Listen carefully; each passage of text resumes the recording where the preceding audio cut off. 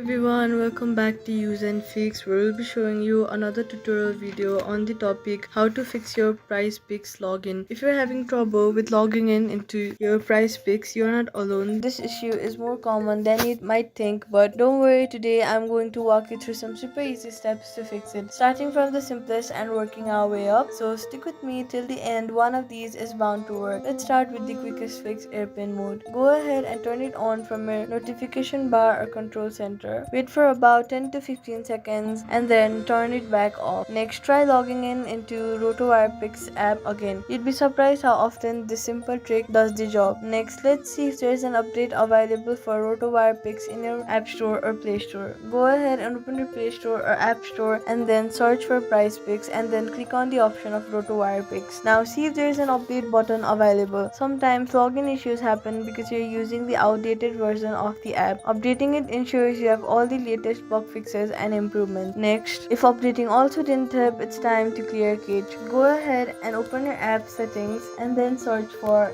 app and then scroll down until you see the option of the app you have been looking for, and then click on the option of PrizePicks and then scroll down and click on the option of storage. Now on the bottom right of your phone you'll see the option of clear cache, so hit on the option of clear cache. Now if you're an iPhone, the closest solution is deleting and reinstalling the app, which we'll get into in a second. Now if none of the previous methods help, go ahead, delete the app PrizePicks from your phone and then reinstall it again with all the latest files and bug fixes. And there you go. In many cases, this is the final fix that solves stubborn login problems or stubborn problems. And there you go. One of these methods should have helped you get back into your account. If it did, let me know in the comments and give this video a thumbs up to help others too. And hey, if you like simple tech fixes like this, consider subscribing for more. Thank you so much for watching and I'll see you in the next one.